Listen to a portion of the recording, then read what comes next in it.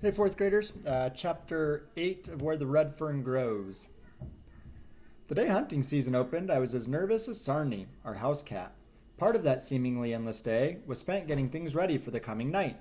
I cleaned my lantern and filled it full of oil. With hog lard, I greased up my boots until they were as soft as a hummingbird's nest. I was grinding up my axe when Papa came around. He smiled as he said, "This is the big night, isn't it?" "It sure is, Papa," I said. I have waited a long time for it." "Yes, I know," he said. "I've been thinking. There's not too much to do around here during the hunting season. I'm pretty sure I can take care of things, so you just go ahead and hunt all you want to."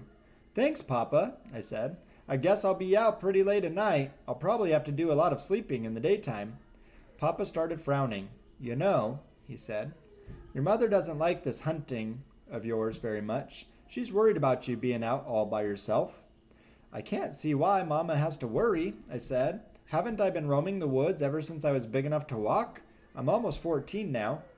"I know," said Papa. "It's all right with me, but women are a little different than men. They worry more. Now, just to be on the safe side, I think it would be a good idea for you to tell us where you'll be hunting. Then, if anything happens, we'll know where to look." I told him I would, but I didn't think anything was going to happen. After Papa had left, I started thinking, he doesn't even talk to me like I was a boy anymore. He talks to me like I was a man. These wonderful thoughts made me feel just about as big as our old red mule. I had a good talk with my dogs. "I've waited almost 3 years for this night," I said. "It hasn't been easy. I've taught you everything I know, and I want you to do your best." Little Ann acted like she understood. She whined and saved me a wash job on my face. Old Dan may have, but he didn't act like it. He just lay there in the sunshine, all stretched out and limber as a rag. During supper, Mama asked where I was going to go hunting. "I'm not going to go far," I said. "Just down the river." I could tell Mama was worried and it didn't make me feel too good. "Billy," she said, "I don't approve of this hunting, but it looks like I can't say no. Not after all you've been through, getting your dogs and all that training." "Aw, he'll be all right," Papa said. "Besides, he's getting to be a good-sized man now." "Man!" Mama exclaimed. "Why, he's still just a little boy." "You can't keep him a little boy always," Papa said. "He's got to grow up someday." "I know," Mama said, "but I don't like it. Not at all, and I can't help worrying." "Mama, please do not worry about me," I said. "I'll be all right. Why, I've been all over these hills. You know that." "I know," she said, "but that was in the daytime. I never worried too much when it was daylight. But at night, that's different. It'll be dark and anything could happen." "There won't be anything to happen," I said. "I promise I'll be careful." Mama got up from the table saying, "Well, it's like I said. I can't say no and I can't help worrying. I'll pray every night that you're out." The way Mama had me feeling, I didn't know whether to go hunting or not. Papa must have sensed how I felt. "It's dark now," he said, "and I understand those coons start stirring pretty early. You'd better get going, hadn't you?" While Mama was bundling me up, while Mama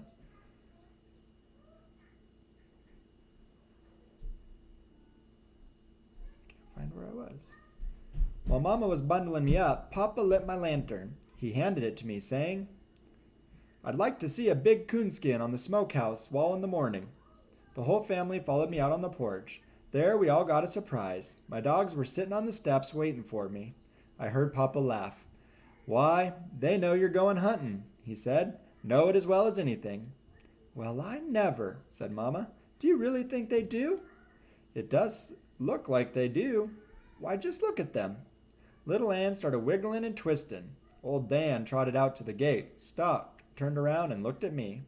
"Sure they know Billy's going hunting," piped in the little one, "and I know why." "How do you know so much, silly?" asked the oldest one. "Because I told little Ann, that's why," she said, "and she told old Dan. That's how they know." We all had a laugh together. The last thing I heard as I left the house was the voice of my mother. "Be careful, Billy," she said, "and don't stay out late." It was a beautiful night, still and frosty. A big, grinning Ozark moon had the countryside bathed in a soft yellow glow. The starlit heaven reminded me of a large blue umbrella, outspread with the handle broken off. Just before I reached the timber, I called my dogs over to me. Now the trail will be a little different tonight, I whispered. It won't be a hide dragged on the ground. It'll be the real thing. So remember everything I taught you, and I'm depending on you. Just put one up in a tree and I'll do the rest. I turned them loose. Go get 'em. They streaked for the timber. By the time they had reached the river, every nerve in my body was drawn up as tight as a fiddle string. Big-eyed and with ears open, I walked on, stopping now and then to listen. The way I was slipping along, anyone would have thought I was trying to slip up on a coon myself. I'd never seen a night so peaceful and still. All around me, tall sycamores gleamed like the white streamers in the moonlight.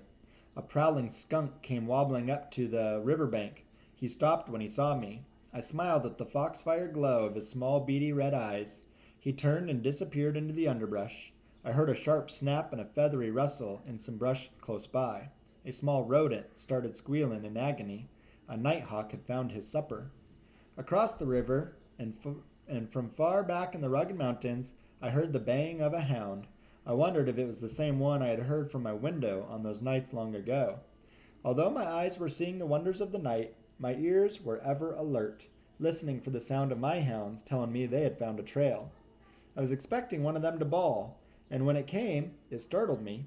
The deep tones of old Dan's voice jarred the silence around me. I dropped my axe and almost dropped my lantern. A strange feeling came over me. I took a deep breath and threw back my head to give the call of the hunter. But something went wrong. My throat felt like it had been tied in a knot. I swallowed a couple times, and the knot disappeared. As loud as I could, I whooped, "Woo-wee! Get 'em, Dan! Get 'em!" Little Ann came in. The bell-like tones of her voice made shivers run up and down my spine. I whooped to her, "Woo-wee! Tell it to him, little girl! Tell it to him!" This was what I had prayed for, worked and sweated for. My own little hounds bawling on the trail of a river coon. I didn't know why I cried, but I did. While the tears rolled, I whooped again and again. They straightened the trail out and headed down the river. I took off after them as fast as I could run. A mile downstream, the coon pulled his first trick. I could tell by my dogs' voices that they had lost the trail. When I came to them, they were out on an old drift, sniffing around. The coon had pulled a simple trick. He had run out on the drift, leaped into the water, and crossed the river. To an experienced coonhound, the crude trick would have been nothing at all. But my dogs were just big, awkward pups, trailing their first live coon. I stood and watched, wondering if they would remember the training I had given them. Now and then I would whoop, urging them on. Old Dan was having a fit. He whined and he bawled. He whimpered and he cried. He came to me and reared up, begging for help. "I'm not going to help you," I scolded, "and you're not going to find him out on that drift. If you would just remember some of the training I gave you, you could find the trail. Now go get that coon." He ran back out on the drift and started searching. Little Ann came over to me. I could see the pleading in her warm gray eyes. "I'm ashamed of you, little girl," I said. "I thought you had more sense than this. If you let this fool you so easily, you'll never be a coon dog." She whined, turned, and trotted downstream to again search for the lost trail. I couldn't understand. Had all the training I had given them been useless? I knew if I waded the river, they would follow me. Once on the other side, it would be easy for them to find the trail. But I didn't want it to be that way. I wanted them to figure it out by themselves. The more I thought about it, the more disgusted I became. I sat down and buried my face in my arms. Out on the drift, old Dan started whining. It made me angry, and I got up to scold him again. I couldn't understand his actions. He was running along the edge of the drift, whimpering and staring downriver. I looked that way. I could see something swimming the opposite shore. At first I thought it was a muskrat in the middle of the stream where the moonlight was the brightest.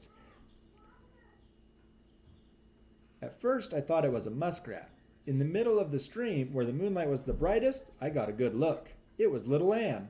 With a loud whoop, I told her how proud I was. My little girl had remembered her training. She came out on the gravel bar, shook the water from her body, and disappeared in the thick timber. Minutes later, she let me know she had found the trail.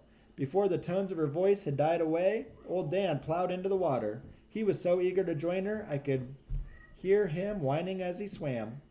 As soon as his feet touched the bottom of the shallows, he started bawling and lunging. White sheets of water, knocked high in the moonlight by his churning feet, gleamed like thousands of tiny white stars. He came out of the river onto a sandbar. In his eagerness, his feet slipped in the loose sand, and down he went.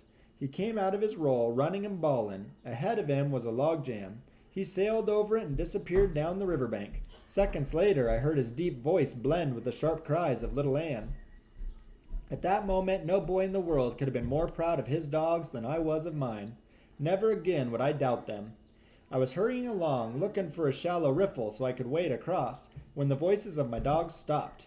I waited and listened. They opened again on the other side of the stream. The coon had crossed back over. I couldn't help smiling. I knew that never again would a ringtail fool them by swimming the river. The next trick the old fellow pulled was dandy. He climbed a large water oak, standing about 10 feet from the river, and simply disappeared. I got there in time to see my dogs swimming for the opposite shore. For half an hour they worked that bank, not finding the trail. They swam back. I stood and watched them. They practically tore the riverbank to pieces looking for the trail. Old Dan knew the coon had climbed the water oak.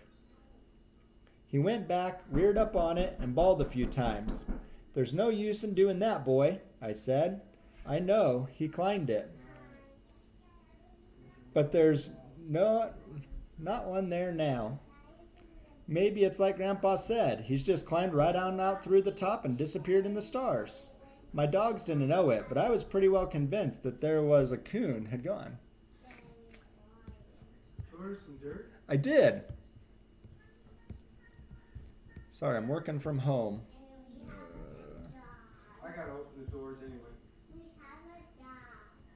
Where's the